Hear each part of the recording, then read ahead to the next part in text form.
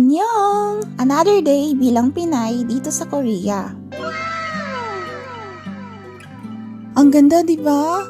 Kinikilig ako. Mahilig kasi ako sa bulaklak, especially rose flower. Sakto naman na rose pinangalan sa akin ng nanay ko, no? So ayun na nga, dito ako dinala ni Baby Ike sa Treasure Garden na nakita niya lang din sa Black App.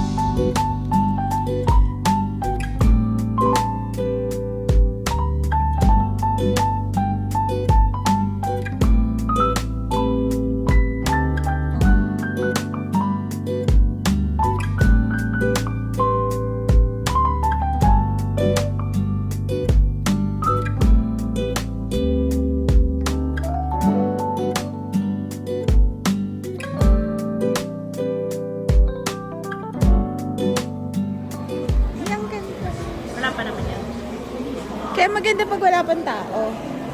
Wala ito. Ano ba? Ito. Bibi, ang sarap din ito. Ito gusto ko, parang garlic bread siya. Parang masarap. Pwede. Hindi sila. May mga pasta. Ito pa. Ang sarap naman yan. Picture Ito rin tart. Ito onion bread. Kasi ito masarap to with coffee. Saan? Ito onion bread. Ito masarap? Ah, Parang masarap na siya. parang matigas. Kapain mo nga. Kung ipahati. Yeah. Tapos ito. Ano yung chia bata? Ito. Ano yan? Tara. Kusino? No eggs, no sugar. Ito honey cheese campanyo. Sige, try natin isa. Okay. Pero konti lang yung ano nila. Ano to? Sige, try honey cheese naman siya eh. Pero Titigas na naman. ang tigas, papainit pa talaga natin. Parang. Ito. No? Ako ito, Sansriba lang peg. Bebe ng cake. Tissue bread. Pero kit din ito, bebe. Ito. Parang brownies. Ito talaga. Puro tayo, tinapay ah. Iinitin natin dito. Init natin yan.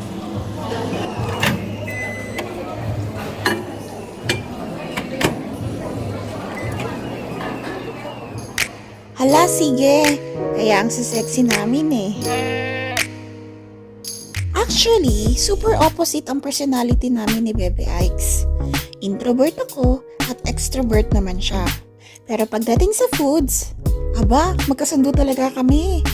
Basta masarap, go kami. Saan naman kaya ang next date natin? Kita-kits ulit sa susunod. Bye!